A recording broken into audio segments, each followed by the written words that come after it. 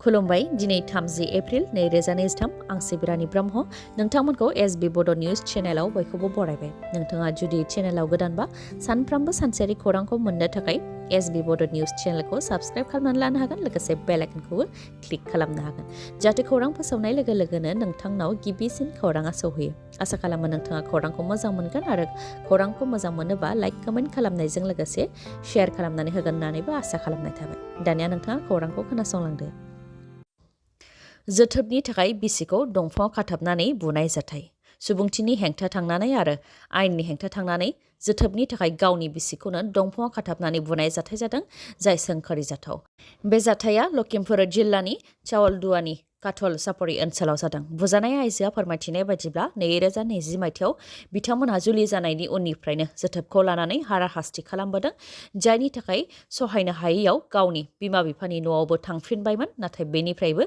फिसाया लानानै फैफिनदों आरो दासिमबो जोथोबनि थाखाय फिसायजों लोगोसे फिसायनि नखरनिया हाराहास्ति खालामो जायखौ लानानै पुलिस थानायाव मिथिहोनाय जादोंब्लाबो पुलिसाबो जेबो राहा खालामनानै होआखै बेनिखायनो धेमाजि जिल्लानि CJM कर्टआव केस होफैदों होननानै फोरमायथिदों आइजोआ गाबोन 24 घन्टा साखा बन्द थागोन 1 मे लेबार डेजों लोब्बा लाखिनानै 1 मेआव 24 घन्टा साखा बन्द खालामनो फोसावदों अल आसाम मटर वार्कार्स जइन्ट काउन्सिला फालांगियाव बाहायनाय गासैबो गारिफोरखौ 1 मेनि फुंनि 5 रिंगानिफ्रायनो बे साखा बन्दखौ फालिनो थाखाय खावलायहरदों काउन्सिलनिफ्राय बास आरो टेक्सिजों लोगोसे गासैबो रोखोमनि फालांगियाव बाहायनाय गारिफोरानो बन्द थागोन 1 मे अदेबानि लेबार डेजों लोब्बा लाखिनानै अल आसाम मटर वार्कार्स जइन्ट काउन्सिलनिफ्राय माखासे दाबि दैखांदों जेरै मटर वार्कार्सफोरनि वेलफेयार स्किमखौ थाबैनो इमप्लिमेन्ट खालामनाय आरो मटर वार्कार्सफोरनि थाखाय श्रमिक भवन लुनाय MV एक्ट 1988 खौ सोलाय-सोल' खालामनाय आरो मटर वार्कार्सनि जौगानायनि हेंथायै जि एक्टफोर दङ बेखौ बोखारनाय मटर वार्कार्सफोरनि सायाव पुलिसा हाराहास्ति खालामनायखौ बोखारनाय आरो आयेन बेरेखा काउन्टारनि मुङाव रां दाबि खालामनायखौ बोखारनाय बेफोर माखासे दाबिजों लोगोसे लेबार डेखौ फालिनो थाखायनो 1 मे अदेबानि गाबोन साखा बन्द फोसावदों अल आसाम मटर वार्कार्स जइन्ट काउन्सिला सनितपुर जिल्लानि सिङाव थानाय बेलस्रि ओनसोलनि सिङाव 632 नखरनो हानि फोरमान बिलाइ रानदों जेराव बाहागो लादों ढेकियाजुलिनि MLA आरो आसामनि मन्त्रि अशोक सिंघाल बिथांजों लोगोसे बिटिसिनि लेङाइ गाहाय गबिन्द चन्द्र बसुमतारी दुलाराय बर' फरायसा आफादनि नेहाथारि आनन्द दैमारि आरो एबसुनि माखासे बिबानगिरिफोरजों लोगोसे सनितपुर जिल्ला DC ADC आरो माखासे बिबानाव थानाय दैदेनगिरिफोर 2006 मायथाइनि फरेस्ट डुवेलार्स एक्टनि गेजेरजों सनितपुर जिल्लानि सिङाव थानाय बेलस्रि ओनसोलनि सिङाव गोलाव समनिफ्रायनो रायजो जाबोनाय बर'फोरनो आसाम सोरखारनि नाजानायाव 632 नखरनो हानि फोरमान बिलाइ होनाय जादों होननानै फोरमायथिदों दुलाराय बर' फरायसा आफादनिफ्राय आसाम सोरखारनि बे हाबाफारिखौ बरायनायजों लोगोसे गोजोननाय मोन्दों होननानैबो फोरमायथिदों दुलाराय बर' फरायसा आफादनिफ्राय आद्रा थानाय नखरफोरनोबो 1 आरो 2 दाननि गेजेरावनो हानि फोरमान बिलाइखौ होगोन होननानै फोरमायथिदों DC बिथाङाबो आसाम सोरखारनि बे हाबाफारिखौ साबायखर बावदों गबिन्द चन्द्र बसुमतारी बिथाङाबो आरो दासान्दि हाग्रामा महिलारिया हानजा सुरनाय हाबाफारि लाबाय थानायनि सायाव बिथाङा बुंथिदों दि हाग्रामा महिलारिया थांनाय 17 बोसोराव गावनि मुलाम्फानि थाखायल' खामानिफोरखौ मावदों आरो रायजो राजानि जौगानायनि जेबो खामानिखौ मावाखै बिथाङा जिखि खामानि मावदों गावनि मुलाम्फानि थाखायसो मावदों बेनिखायनो गुबुनखौबो सन्देह खालामो आरो प्रमद बर'आ बे 2 बोसोराव जि खामानि मावदों हाग्रामा महिलारिया थांनाय 17 बोसोराव एसेबां खामानि मावनो हायाखै होननानै फोरमायथियो गबिन्द चन्द्र बसुमतारी बिथाङा आनजादनि फिथाइ फोसावनायनि 48 घन्टानि गेजेरावनो 9 फरायसाफोरा गाव गावनि जिउखौ फोजोबनानै लादों थाखो 11 आरो 12 नि भट आनजादनि फिथाइ फोसावनायनि 48 घन्टानि गेजेरावनो 9 फरायसाफोरा गाव गावनि जिउखौ फोजोबनानै लादों खायफाया गोदोनायाव दौलें फाननानै जिउ फोजोबदों खायफाया रेलगारियाव बारसोमनानै जिउ फोजोबदों आरो खायफाया बिस लोंनानै गावनि जिउखौ फोजोबदों बेबायदिनो गुबुन गुबुन लामाजों गाव गावनि जिउखौ फोजोबनानै लादों फरायसाफोरा आरो बे सोमोनांथाव जाथाया अन्ध्र प्रदेशआव जादों फरायसाफोरा आनजादाव फेल जानाय आरो खम नाम्बार मोननायनि थाखायनो गाव गावनि जिउखौ फोजोबनानै लादों जेरै श्रीकाकुलम जिल्लानि 17 बोसोर बैसोनि फरायसाया बांसिन आयदायावनो फेल जानायनि थाखाय रेलगारियाव बारसोमदों बेनि अनगायैबो विशाखापट्टनमावबो 18 बोसोर बैसोनि सासे फरायसाया मोनसे आयदायाव फेल जानायनि थाखाय फासि नांनानै जिउ फोजोबदों आरो गुबुन फरायसाफोराबो गाव लुबैनाय बायदि उथ्रिसारनो हायैखौ लानानैनो गाव गावनि बेसेन गोसा जिउखौ फोजोबनानै लादों रिपर्टनि बायदिब्ला थाखो 11 आरो 12 नि भट आनजादाव 10 लाखनिबो गोबां फरायसाफोरा आनजादखौ होदोंमोन, जेराव थाखो 11आव 61% फरायसाफोरा उथ्रिसारनो हादों आरो थाखो 12आव 72% फरायसाफोरा उथ्रिसारनो हादोंमोन। फिन UPPL दोलोनि सायाव हाग्रामा महिलारिनि गाग्लोबनाय। UPPLनि EM आरो MCLAफोरनि गेजेराव रां जानायखौ लानानै बादायलायनाय।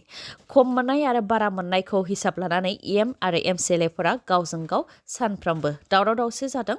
खामानि मावनायनि जेबो खोथा गैया, बे खोथाखौ बुंथिदों हाग्रामा महिलारिया। मख'नो गोनांदि BPF हान्जाया हाग्रामा महिलारिनि दैदेननायाव पर्बतजरा बियाबाव हान्जा सुरनाय हाबाफारि आरो सुबुं सांग्रांथि मेल खुंदों, जेराव हाग्रामा महिलारिजों लोगोसे MCLA देरहासात बसुमतारी आरो BPF दोलोनि माखासे दैदेनगिरिफ्रा बाहागो लादों। बे मेलाव बाहागो लानानै BPF दोलोआ प्रमद बर'नि सोरखारनि सायाव गोबां गाग्लोबदों, गुबैयै नखर नखर साख्रि होनो खोथा होनाय, सेल्फ हेल्प ग्रुपनो रां होनो थाखाय UPPL दोलोआ बिसायख'थिनि सिगां सिगां खोथा होनायखौ लानानै आरो बिटिआरखौ सुइजारलेण्ड बानायनो खोथा होनायखौ लानानै गाग्लोबदों। हाग्रामा महिलारि बिथाङा फोरमायथिदों दि प्रमद बर'आ बांसिनै बर' गामिफोराव हाबनानै भट होनो थाखाय खावलायदोंमोन आरो सोरखाराव फैयोब्लानो नखर नखर साख्रि होगोन आरो सेल्फ हेल्प ग्रुपनो रां होगोन होननानै बुंथिदोंमोन। बेनि अनगायैबो बड'लेण्ड होगोन होननानै रोजा रोजा बर'फोरनि थैनि बन साइन लानानै दिल्लीयाव थांदोंमोन, नाथाय प्रमद बर'आ एबसुनि बारग' आफादगिरि जानानै आरो बर' जानानै बर'फोरखौ थगायदों।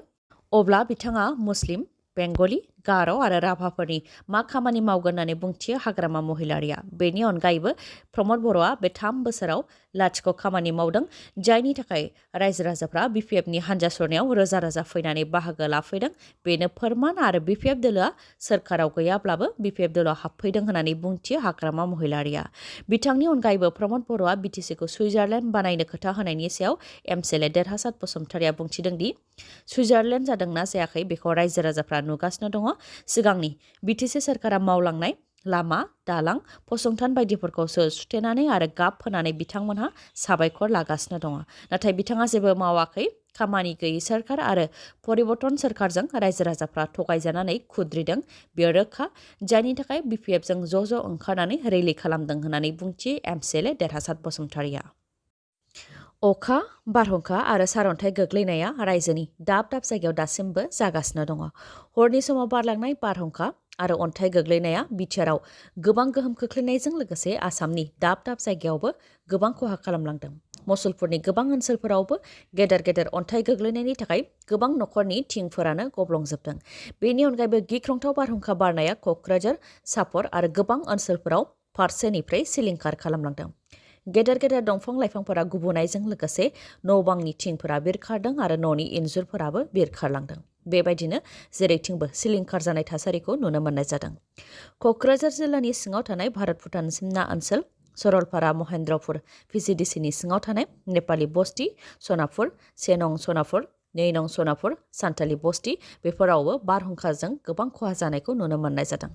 दंफां लाइफांफोरा न'-बांनि सायाव बायसिनदों आरो लामा सामायावबो बायसिननायखौ नुनो मोननाय जादों। मणिपुर रायजोआव दुंहाव थासारि। मणिपुर सोरखारा रायजोआव मोनानि समाव कार्फिउ होनायजों लोगोसे सेक्सन 144 होनो गोनां जादों। मणिपुरनि चुरा चांदपुर जिल्लायाव जादों दुंहाव थासारिया। ट्राइबेलफोर थानाय हाजो ओनसोलनि रिजार्भ आरो प्रटेक्टेड ओनसोलाव आबाद मावनायखौ होस्रांनायखौ लानानैनो ट्राइबेल सुबुंफोरा ओंखारनानै हेंथा होदोंमोन।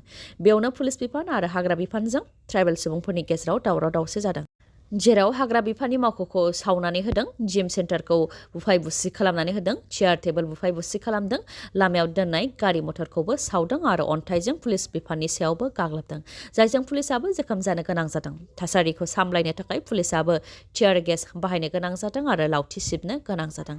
आरो बे दुंहाव थासारि खालामनायनि दैयाव सोमावसारनायनि सा 20नि गोबांफोरखौ एरेस्टबो खालामनाय जादों। मोनसे फोसावनाय रंजालि बैसागुनि थाखाय फिन नोंथांमोननि थाखाय गोजोनथाव खौरां लानानै फैफिनबाय मणिपुर पुलिस थानानि साखाथियाव थानाय मानास अट' श'रुमा। गंसे मटर साइकेल बायोब्लानो नोंथाङा गुबुन गुबुन रोखोमनि अफारफोरखौ मोननो हागोन, जेरै गंसे सिलिं फेन नङाबा गंसे टेबोल फेन मोननो हागोन आरो बेसेन नाङालासे गंनै हेलमेट मोननो हागोन। लोगोसे ल' डाउन पेमेन्टआवनो बाइक एबा स्कुटिखौ मोननो हागोन आरो जायखिजाया कम्पानिनि गोजाम बाइक एबा स्कुटिखौबो सोलायनानै गोदान बाइक एबा स्कुटिखौ बायनो हागोन। बेनि अनगायैबो नोंथाङा जुदि खाथिनिनो बा मटर साइकेल बा स्कुटिखौ हम डिलिभारि खालामनायनिबो राहा दङ आरो एकाउन्ट गैयाब्लाबो फाइनान्सआव खालामनानै हरनायनिबो राहा दं। अब्ला नोंथाङा माखौथो सानबाय थाखो? गोदान बोसोरनि गोदान मटर साइकेल बा स्कुटि बायनायनि थांखि दंबा थाबैनो मानास अट' श'रुमनिफ्राय मटर साइकेल बा स्कुटि बायनानै नोंथांनि साननायखौ जाफुंहोदो। श'रुमनि सोमोन्दै माबाफोर मिथिबावनो लुबैयोबा 7006012555 नङाबा 9101272776 बे नाम्बाराव कल हरनानै सावरायहरनो हागोन। दिनैनि खौराङा एसेनोसै। गाबोन आरो गोदान खौरांजों लोगो मोनफिनबावगोन। नोंथाङा दासिमबो आंनि चेनेलखौ साबस्क्राइब खालामाखैबा अन्नानै साबस्क्राइब खालामदो, लोगोसे लाइक, कमेन्ट आरो शेयार खालामनो दाबाव। गोजोन्थों।